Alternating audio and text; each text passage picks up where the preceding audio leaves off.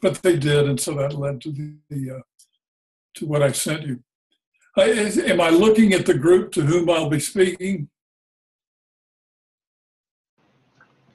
Yes. Yes. Okay, thank you. I think, yeah, Tim has a camera, so we should be able to. Yeah, but, well, he can see Tim. Oh, here's Peter Brown and Herman Daly. Oh, of course, thank you, Professor Daly, for having joined us. I forgot to say it before, but thank you very much. Okay, does anybody have any question? I just want to say hello to him. Yeah. Peter Brown is coming to say hello. We can just stick the microphone. Maybe I'm. Oh, there. Good. Hi, Herman. Hello, Peter. How are you? I'm fine. I'm really happy to see you, and it's great to have you with us. And got a lively bunch of folks here, and it's a real honor to have you join us. My pleasure.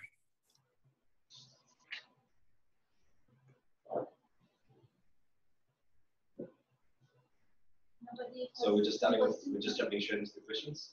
Yeah, I have something to say, but if anybody wants to start. Okay, I'll give it to you. I can start. Oh, jump and start. Okay. I just want to say first off that I really enjoyed it. It was a delightful read and work of poetry in parts. And I guess a question I have is.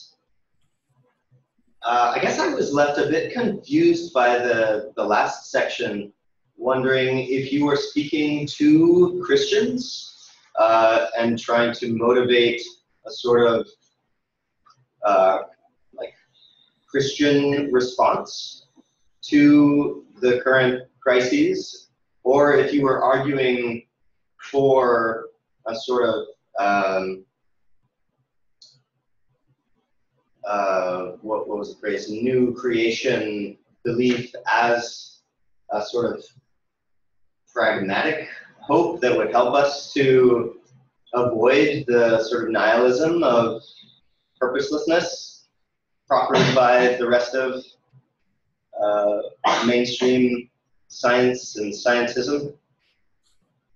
Does that question make sense?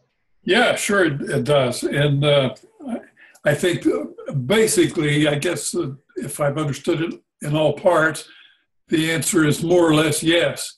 That I'm not only trying to address Christians. I mean, I want to speak to everyone, but I am sort of laying my cards on the table that I'm speaking as a Christian, and that's where I'm coming from.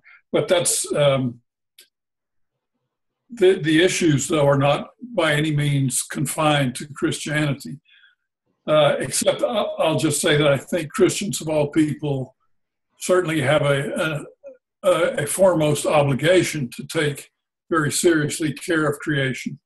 And this was, I think, very much present in Pope Francis' Laudato Si, which made that point very strongly. I don't really make in the article, I don't really try to make a case for Christianity or for any religion in particular. I'm really sort of trying to combat the alternative to a religious point of view. That is what I feel or have felt for a long time in the university is dominant. And in the intelligentsia is a kind of scientism, which is basically a scientific materialism. So that is what I see as the major alternative to a religious perspective on the world in today's world. And that's the competition that I see. And I think it has some really bad flaws.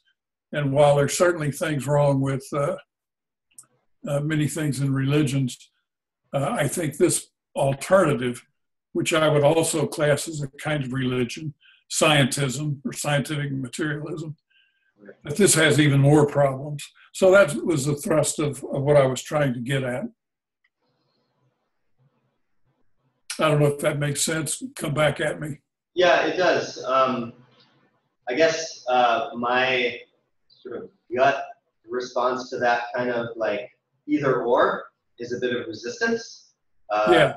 It seems like a kind of like, without this hope, we're screwed, as like a gun to the head, like, so you better believe it. Whereas I was sort of hoping for an argument for an ultimate end. But I guess since that's going to be a part of my proposed research project, it's still left to me to do. So there's some satisfaction, I suppose, in still having that to articulate. Yeah, I think I do start with the idea of an ultimate end as necessary for a concept of ethics to order values in relation to some concept of the ultimate end, however dimly we may perceive it, in order to get some sort of a hierarchy of ends, so that in economics we can pursue the most important things first.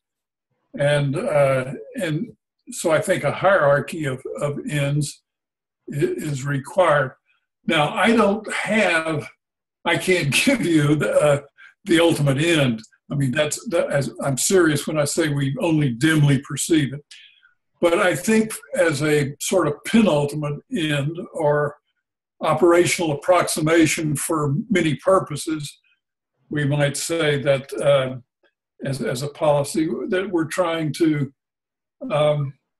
let's say, maximize cumulative human lives lived at a sufficient level for a good life over time. So what that involves then is a maximization of life, but not simultaneously living people over time, and not any life, but a good life lived with enough resources available to live a good life. And so that would be a kind of a first approximation or to a penultimate end. That may not go as far as we need to go, but I'm open to further suggestions.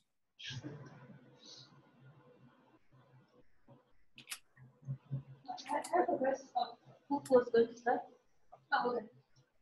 Well, I have a question that is related to this. I'm sorry, I'm not hearing well. Thank you. Thank you for starting. So now you should hear me? Yes. Okay. I have a question that is related to this. Even I don't believe very much what I'm about to say, but still, it's a question I have. It's like I'm playing a bit the devil's advocate and stating questions that I don't even really believe. It's related to this, and it's related to the section in which you talk about change. That is, you sound skeptical when you talk about change, and when you talk about the idea that science cannot explain. I mean, the idea that some things, if there isn't God, there many things are due to change. So the fact that we are here and that humanity developed and that we developed in a certain way and that we developed a certain way of thinking, etc. The idea that if there isn't any guidance, any guidance, any creator, any things we are moving to, and anything that is guiding us, then it is due to change. And you are skeptical about it, and I understand it. But then, on second thought, if I think of how many planets and galaxies, etc., are there in the universe, it doesn't seem to me so improbable that we are here by chance. That is, if you consider how many planets and galaxies, etc., etc., it's reasonable that at least in one place things happen this way. But still, I don't know, because I tend to believe there is a creator, etc. But still, I think it's possible that all this happened by chance in one small fraction of the universe. And if I think about this, I also end up thinking that the way we are blaming our species very much for how we for what we did and what we are doing to the planet. But if we think about this in this way, it's like we didn't know it. So like animals develop and spread in certain way, like invasive species without thinking, like certain algae, certain plant. They also develop and were spread and make damages. But it's like a natural process in which there is no real willingness to do bad. So I end up thinking that maybe it's all part just of some process that is natural and guided by accidents, so chances every now and then. And so I end up thinking that maybe everything we do, even the wrong things, are somehow justified by the fact that we have limits. I don't know. I don't know if this is a real question, but it's like a list of doubts that start in my mind when I read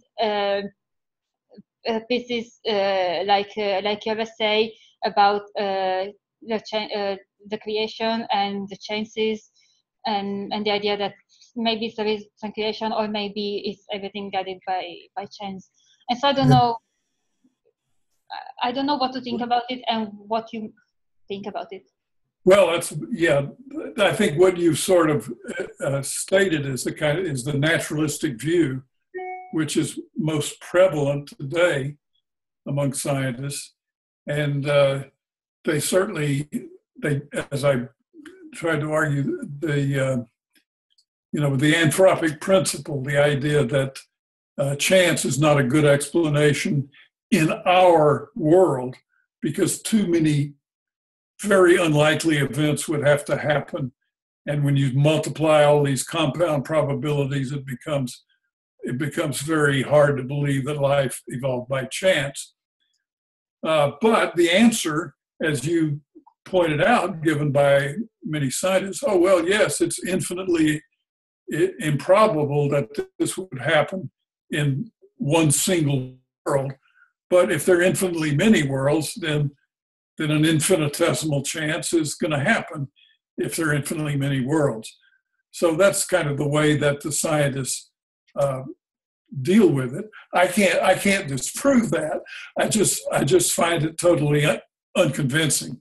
I find it a desperate argument to save chance as a probable cause. And I think it's a much more parsimonious and logical kind of answer to think that there's an intelligence and a telos behind creation, rather than it all just came together by chance. And of course, if it comes together by chance, it's going to disappear by chance eventually. And so I find that none of that offers an inspiration. I mean, if you go back and say, well, what's going to inspire people to take the difficult actions necessary to face the ecological problems we now see? I don't think that chance is very inspirational. And so that is another sort of problem I have with that view. Although, I have to admit what you just stated is the view of very many people, very many very intelligent people, much more accomplished than me. And so I have to give that some respect, but I just confess it doesn't move me, it doesn't convince me. It sort of leaves me both with doubt and leaves me rather cold.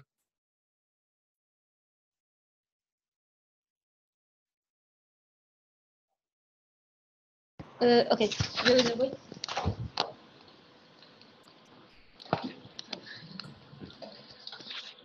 Hi, Herman. I found your piece very interesting, and one thing that stood out to me, and it concerns me a little, is that you equate scientific materialism with scientism, sort of a faith in science as sort of a quasi-religion.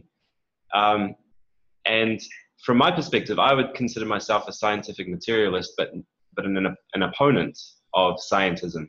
So I wouldn't take any sort of messianic faith in in science and technology to solve the problems that we've created for ourselves. But yet I don't have a sort of, I don't have any reason to believe personally that there's any sort of teleology to the universe or the possibility of an objective ultimate end. So I'm curious what you would think about that. What would you say about people who have this sort of on the fence with this sort of thing? You know, I'm being a scientific materialist, but not being, and maybe we're using different definitions for scientism, but I'd be curious what do you have to say about that? I mean, okay. Well, I'm hearing the echo of myself. Do you hear me okay? Can you hear me? Yes. Okay. Maybe the way to deal with that is I would certainly accept that that as a scientist, a materialist explanation is the first one you look for. And so we, or you might call it methodological scientism, or methodological materialism. You adopt that as a working hypothesis to explain as much as you can within the confines of a materialist worldview. And that's what science does, and I certainly accept that as a fruitful way of studying the world. I don't think it's a sufficient way of studying the whole world. I think that's great for dealing with a whole number of problems, but I find it very hard to see how one could develop from that materialist perspective, however powerful it may be within the confines of science, how it would help you with questions not of how, but of questions of why. You know, what's it for? What is a good purpose? What is a bad purpose? And these are quite necessary for policy. I mean, this is sort of what in ecological economics, at least, there's a little conflict sometimes between economists who are somewhat accustomed to dealing with policy and ecologists who really don't like very often to deal with policy because it involves values. It involves saying, here is a goal which we must pursue. They tend to view the world more comfortably as a system which operates independently of any goals. And it just is the way it is, and simply a matter of description. So insofar as we're dealing with description of how the world works in its material dimension, in its physical dimensions, I would certainly accept the scientific materialist view as a proper way to study that. I just don't think it's an adequate view for dealing with all the important questions that we face. Does that make any sense, or have I left out something there? It does make sense. I guess I would just comment further on that by saying that when discussing values, I personally don't see the need for them to be objective. I think it's totally possible, and they're equally meaningful if values are established by consensus and by a community to be whatever that society believes is in its best interests. I think the objectivity is not a necessary element of proceeding with the discussion of values. Well, that's a bit of a disagreement because, I mean, if we assume that values are subjective and that there is no further appeal to authority, in other words, values are basically the same as tastes or preferences, which is what economists assume, of course, then we're in a little bit of a quandary when we come to a disagreement. If, you know, I can always say, well, these are my values, these are my subjective values, and I confront you, and those are your subjective values. And neither of us has anything to appeal to objectively in an effort to persuade the other or to accept persuasion by the other. So we're reduced to a situation where we just sort of have to argue insensitively or fight in order there's nothing that we can appeal to. So I think that that's my problem with getting away from objective value. Now, I'll certainly admit objective values scares everybody, including me, because we fear that, if I really believe my values are objective, then I'm going to run out and coerce other people into doing it my way, which is the objective way. So that's something to worry about. That could certainly lead to violence. On the other hand, if there is nothing to appeal to, if by assumption there is no objective value, then we have no alternative other than conflict to resolve differences in values. So I see the bigger danger of violence as the rejection of objective value, because it leaves you with no alternative way to resolve a conflict other than struggle and fight or deceit or whatever. That's the way it appears to me. Yes.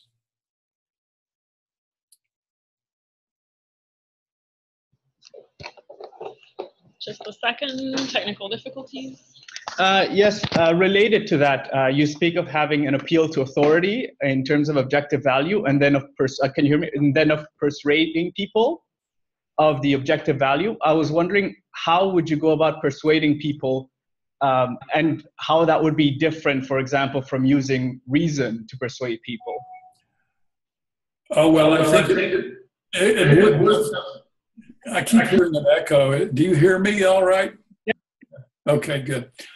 Yeah, I think it's definitely persuasion by reason, and that would be my attempt. Now, as to if it's sort of a matter of faith, if there really are objective values, some things really are better than others, then that sort of implies that we're able to see it, that it's really there. It's not just something in my mind that I have to persuade you of. It's something that's also objectively in your mind. If we can both, get on a level plane and communicate with each other and reason together, then the idea is that objective value will exert its authority over both of us by virtue of reason and openness, and we will see it. So that's the faith, and that's the, now if that doesn't happen, well, I lose my bet. So that's, I guess that's the way I would see it. I'm just trying to argue against the presupposition that values are subjective, and that therefore from the very beginning, there's no possibility of reasoning together and coming to a conclusion, because it's just a matter of taste. Your tastes are as good. There's nothing to appeal to if we start with this purely subjective value question. Yes, I definitely agree with that about the subjective. I think you make the case quite well. The only thing I would say is, if reason is the main way we persuade people, then couldn't we also use reason even if there wasn't a purpose behind, say, the universe or creation? Couldn't reason be used without that? Well, I think you could use reason, but without that, it would lead you to a different conclusion. It wouldn't lead you to an objective value. It would lead you back to subjectivism, and you would sort of throw up your hands and say, well, reason is impotent in the face of the fact that that neither of us accepts objective value. Both of us insist on our own subjective values. No amount of reason is going to help us come to an agreement when we fundamentally disagree.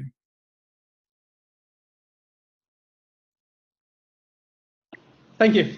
Do we have another question? Just mute it when you're not talking. Yeah, we have time.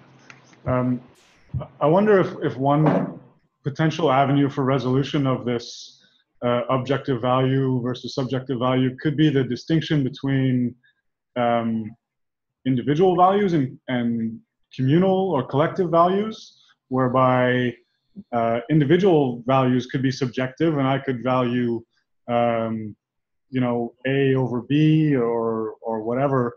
But when it comes to collective decisions, then in that regard, there might be a better case to be made for objective values.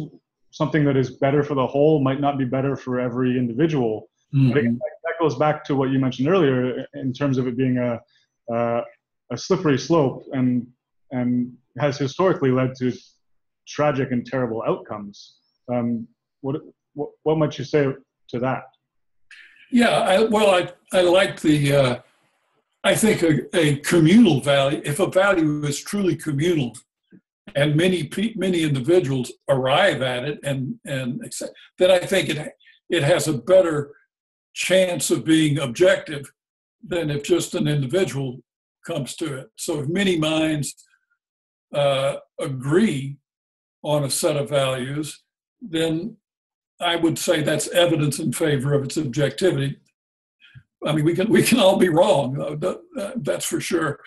But I would pay attention to consensus as a criterion for helping to determine objective values. If they're purely individual, now in economics, which is sort of my professional background, which I am somewhat of an apostate from, the assumption is that all values are individual and subject. All values are reduced to the level of taste or wants, individual wants, and that it's impossible to argue to say one taste is better than another.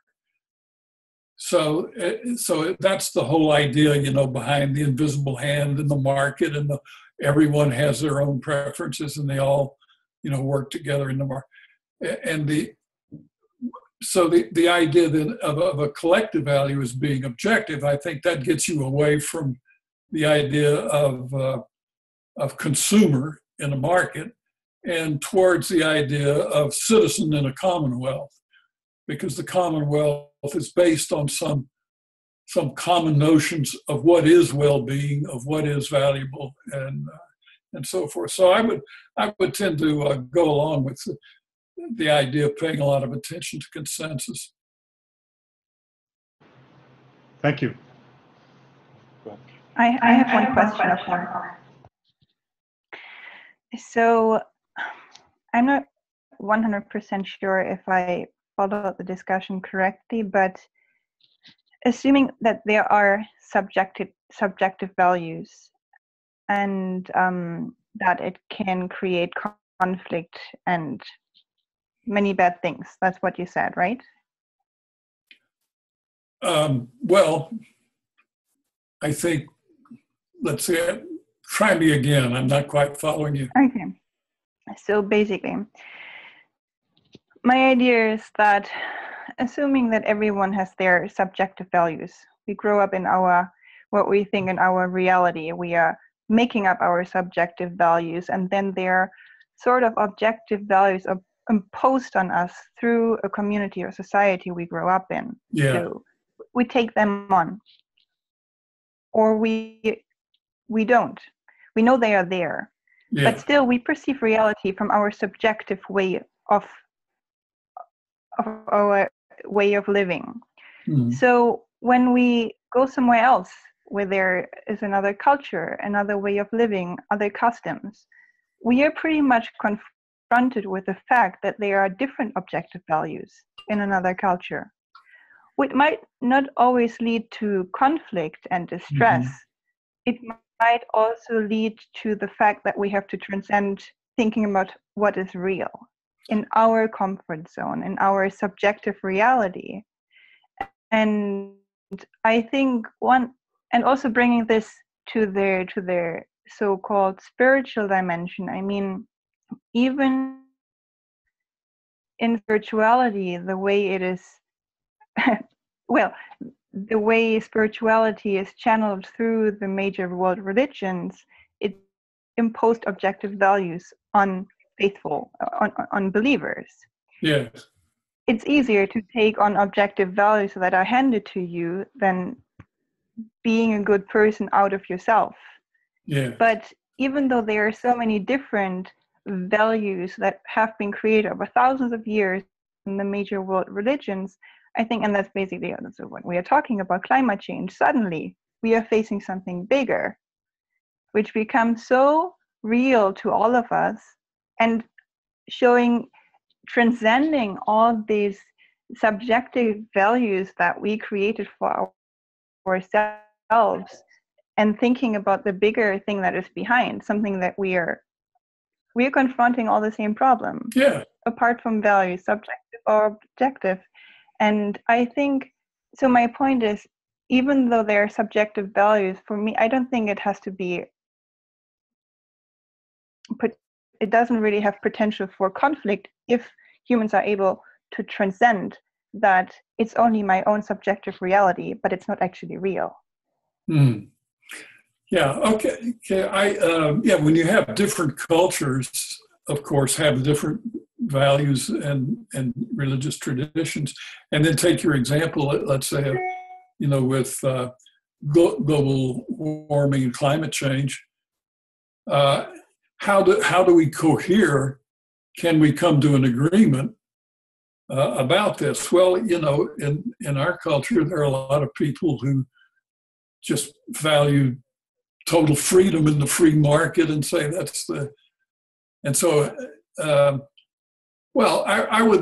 I guess I would say that these cultural values are in between subjective and objective.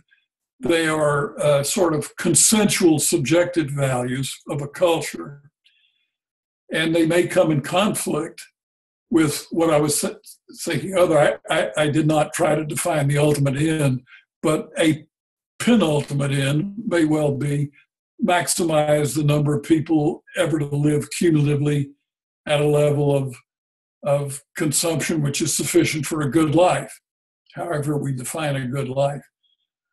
Well, if then we say, hey, well, this is what we would like to do. We don't want to reduce the capacity of the earth to support life prematurely. We want to keep it going.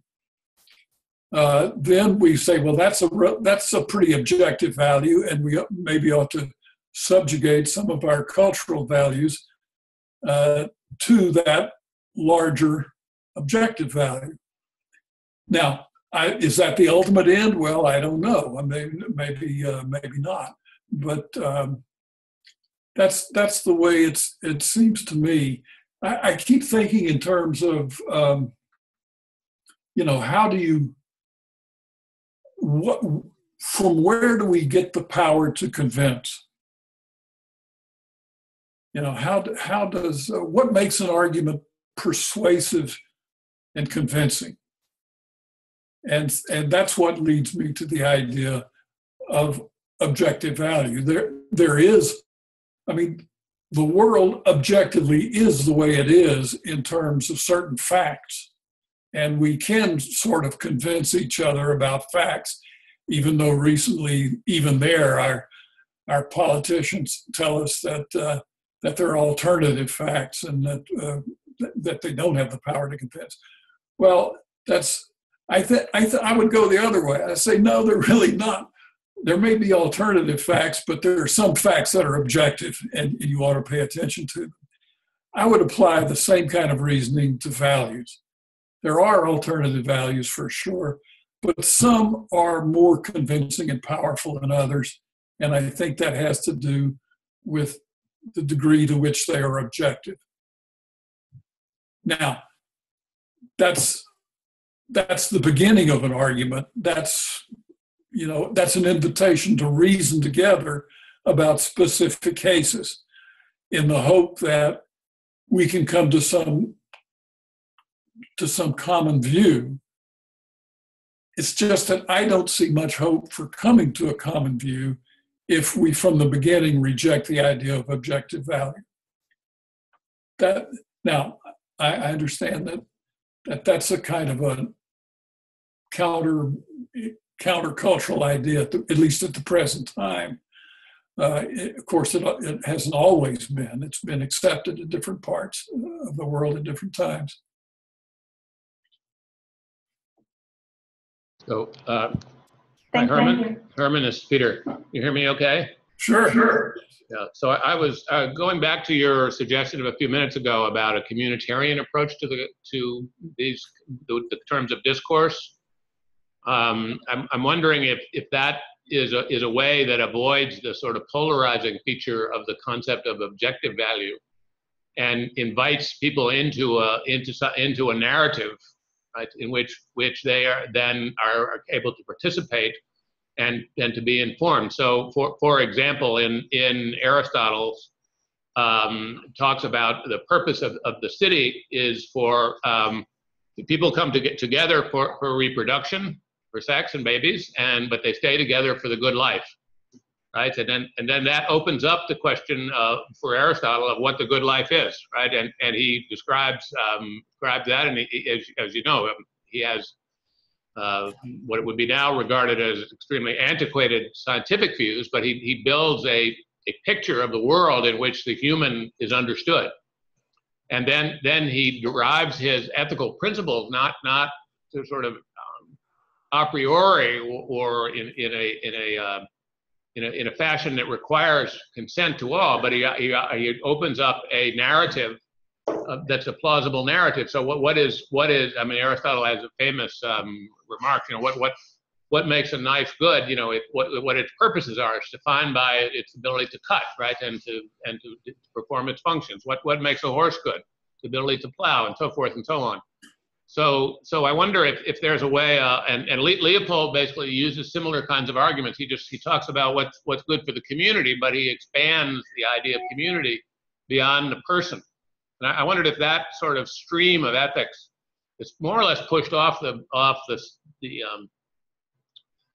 discussion table by utilitarianism and rights-based discourse. I wondered if that's a way to get many of the issues that you're concerned with, but without the friction that arises over the question of whether there's something that's absolutely true. Well, yes, I think so. That this is that the Aristotelian way is a good way forward. I don't see how exactly that it obviates the need to think in terms of values of an ultimate end or an objective value. I mean, when you have a conflict, different values, different goals, different ends may conflict, and so then there's a need to push the reasoning up to a higher level, which can embrace that conflict and adjudicate some differing particular values. So that's the way I view the ethical problem, and it seems to me that as you keep on pushing up to the higher level, you sort of reach an ultimate, and if that ultimate is not objective, then does it have any power to convince? Does it have any power to create a community of people who cohere around that? So that, I guess that's the sense in which I'm thinking of objective, rather than something. Well, I don't know what the alternative would be. I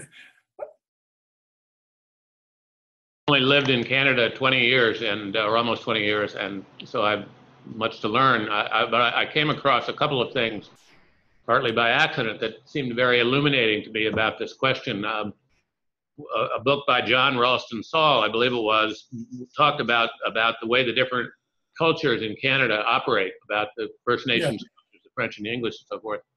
And if I recall this correctly, he said about the First Nations, well, what is their concept of justice? And he said it seemed to be interchangeable with the idea of talking.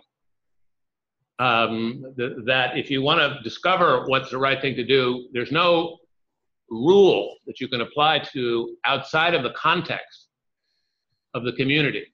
That you have to now talking, and as a Quaker, you know, I'm not a very good Quaker because I deplore people who talk a lot. You know, it's a little bit wearing as a technique. But I had another question, another experience that went down pretty much the same line. I just happened to be at a party where I was sitting with a judge, a Quebec judge, who was a judge of crimes in First Nations communities, murders and thefts and all kinds of stuff. And so I thought, well, how do you possibly decide what's actually just if you're only there for a few days, right? You fly in, right? Mm-hmm. Who knows what happens going in, you know, and all that kind of stuff must be exhausting. And he said, oh, well, what I do is I listen to what the people have decided is just, and unless I think it's unjust, I approve it. Yeah. Well, I think that fits together very much with the notion of reasoning together in search of objective value. You don't impose something, but you know, you mentioned talking, that the important thing is to talk to each other. Well, if we begin with the idea that value is subjective and my values are as good as yours and yours are as good as mine, then, you know, what's the reason to talk? I mean, it's already been decided. There's nothing to appeal to in an effort to persuade you or for you to persuade me. There has to be something that we recognize in common and we expect to be persuasive to the other in order to justify the effort to talk to each other and to reason together. So that's kind of the way I see it. I like the idea of referring to it as talking, because that I think goes right into reasoning together. And again, you know, when you reason together, you not only are trying to convince the other person, but you're opening yourself to being persuaded by the other person. So it's a two-way street. You're opening yourself to a clarification of objective value, which you must take seriously, as well as trying to clarify it for the other person. So it works both ways. You said that what I thought was stuck with me, and it's only a sentence or so. It said the purpose of justice from the point of view of the European is to remove the offender from the community. The purpose of justice from the First Nations community is to retain the person in the community. Well, yeah, that sounds good to me. If the person has been persuaded not to steal, murder, or rape anymore, or whatever reason, you know, he was brought before the judge, if you can accomplish that, then by all means return him to the community. I don't know. I don't know if I understood that. Yeah, you got a question? I can't. Ready? Yes, sir. Yeah, okay. Push it back on. Okay. Okay, sorry. Hello. Okay, I had a question like 15 minutes ago, and now it's evolved into something completely different. I feel like ethics evolves, and I wanted to know whether or not, if ethics evolves, does objective value evolve with it? And if so, how is it objective? Well, good question. I think certainly our perception evolves and changes over time on the basis of our experience and our living. And whether objective value itself evolves, you know, I don't really know, but my initial thought would be that probably not. It's objective, it stays the same. But certainly our perception changes because we perceive the ultimate end very dimly. And it's always subject to our clarification by reasoning together and by thought. So that would be my first answer. I don't know does that convince, or is that not so convincing? That's good. I have another question. Okay. So we talk a lot about self-interestedness as like the common denominator of our way of thinking and living. And I wanted to talk about like degrees of self-interest, degrees of self-interest, and how they differ culturally and different areas of the world. And in my opinion, I feel like self-interest is different because of people's preferences. And that's how self-interest is different, is because people prefer different things. And I wanted to know what your thoughts on that, because I feel like that suggests that, again, objective value is extremely hard to come to. Yeah, certainly at the level of self-interest. I mean, this is, again, this was my basic objection to the volume to which I contributed that essay which you read. It was on professional ethics for economists. And it seemed to me just inherently very difficult for a profession which bases its whole view on self-interest. I mean, what is mankind? Mankind is a self-interested animal only. And then to say, oh, whoops, but we economists who study this make a little exception for ourselves. We are not self-interested. We are interested in the truth. We're different from all these people we're studying. We have other motivations besides self-interest. And then the economists, then you go away from the private sector, you go to the public sector. And we say, well, in the public sector, we set public policy. And there we're not behaving self-interestedly. We're behaving on behalf of the public. And then along comes public choice theory by the economists that says, no, you're not. That's just a cover story. You are still, public servants are still self-interest, and they're using their position to serve themselves.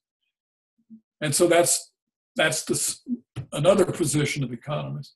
Well, so I would just carry it one step further and say, well, the economist, whether he's in the public sector or the private sector or studying whichever he's studying, he's just like everybody else, and he's studying the economy in pursuit of his own self-interest. And so so it's all an ideological, pose. And if you see the movie, the documentary, what was it called? About 2008 and all the The Big Short. Inside Job? The Big Short. Or Inside Job, yeah. They're both. Inside Job. Thinking of Inside Job. Yeah, you have all these interviews with economists, which makes it pretty plain that they don't have a foggiest notion of any distinction between the public interest or consulting for a payer, a client, and serving a public interest. I mean, so I guess anyway, I believe I've gotten off of your question here. I'm sorry, but that's good. Thank you. The whole idea of professional ethics for economists.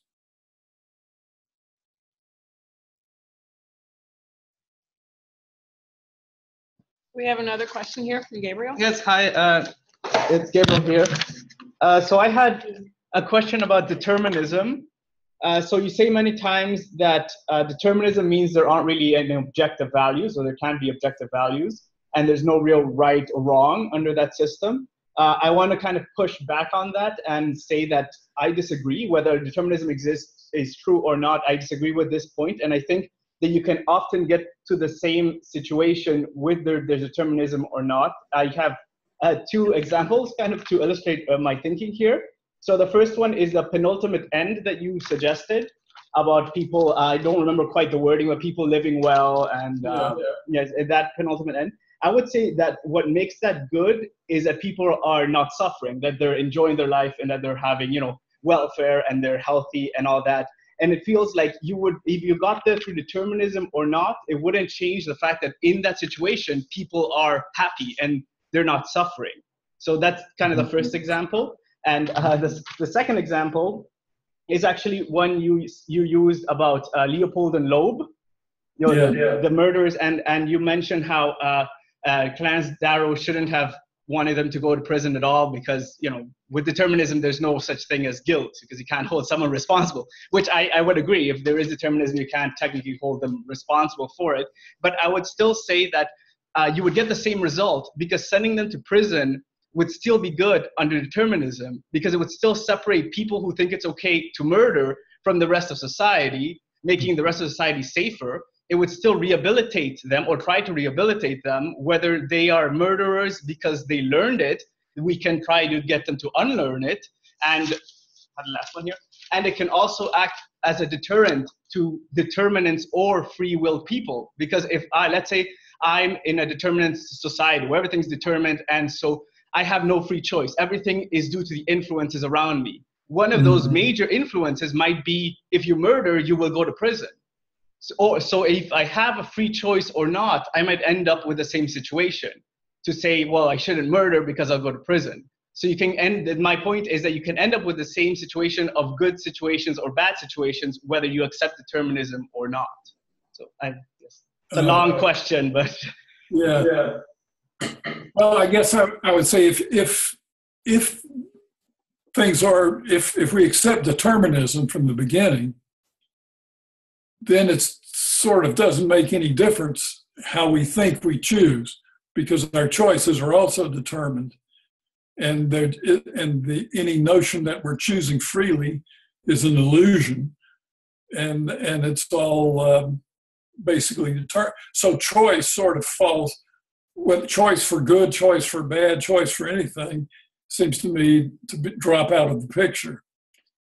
And so we could just sit back and relax and not do anything. Or as Epicurus, said, just don't worry, everything's determined. It's all going to happen the way it's going to happen. And then you're going to die. And once you're dead, nothing bad can happen to you anymore. So that seems to me to be a kind of a that's my objection to determinism.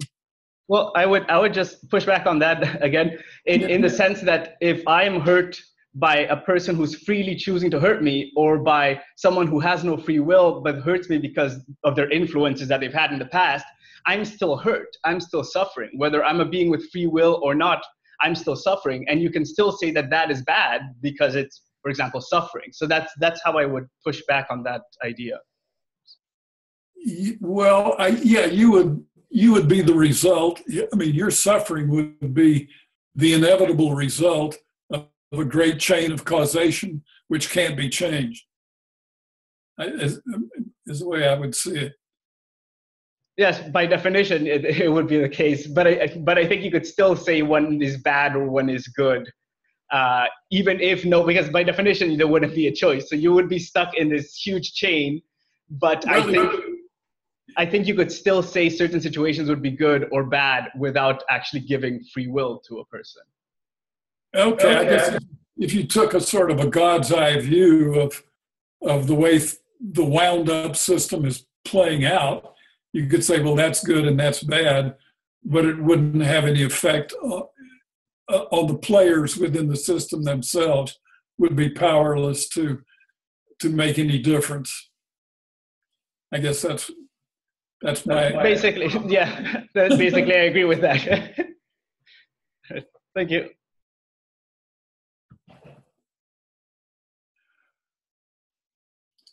Well, these are really good questions. I mean, goodness, I wish I had had this discussion with you before I'd written the article. I might have made it a good deal clearer or better.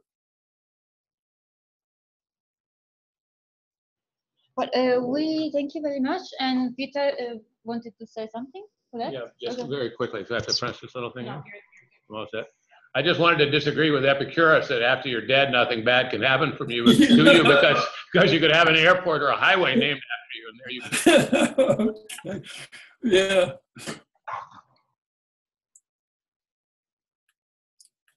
Too bad for Epicurus. Yeah. So, well, I had the last question, but you were available only until 5:15. So I don't know if you still want to answer or if you prefer. Oh, let's do one more. Okay. Oh, I was having one. Oh, you have one? Well, Aditya hasn't spoken. Okay. I'm leaving it ready here. Thank you. Mine is a. Can I speak? Is it okay? Yeah. Okay. Hi, mine is a very basic question. In fact, may or may not relate directly to the paper we had to read. So in first or second paragraph, you wrote that ethics is singular, knowing what goes in first place, and then second, and then so forth. And with enough knowledge of how the world works to avoid perverse unintended consequences. While I was reading this, my only idea was related to the word perverse, that every individual has its own understanding of morality and ethics, and they have their own system around them related to economics and society. Making sound while having a soup in front of the Queen of Elizabeth might be very inappropriate, but doing the same thing in Japan might be considered the best. How do you think the objectivism and the entire ethics of society changes over time, but also geographically? Who is the ultimate person or the authority to finalize that, okay, this as per ethics is the right thing or is moral, but doing otherwise is not? Like, just your thought over it. Yeah. Well, there's certainly, vast differences in cultures as to what is considered, what is ethical and what is not. But when there's conflict, what do we do when there's a conflict? Do we say, oh, well, whatever the culture says is right, or do we appeal to a higher than cultural value? And I think we run into that. We say, oh, well, beating your wife is okay in this culture, or female mutilation is okay in this culture, so therefore we have to accept it. Well, I think, you run in, if they're just little values, we wear our clothes this way, or we wear our clothes that way. Well, who cares? That's not important. We can all get along on that. But when you get to certain ideas of honor killings, let's say, or which there's fundamental. Now, I don't think those can be quite,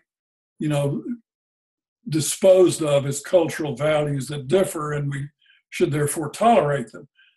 I think we have to raise that to a higher level and say, no, we have to think really hard about this and see which is more in accord with our best perception of the ultimate end or objective value, and try to reason together about that. So that would be my way. And you mentioned the word perverse that I use. I should clarify. I wasn't meaning. I was perverse consequences. I was speaking of unintended consequences which were perverse in the light of what you were trying to do, not necessarily perverse in some ethical or moral sense.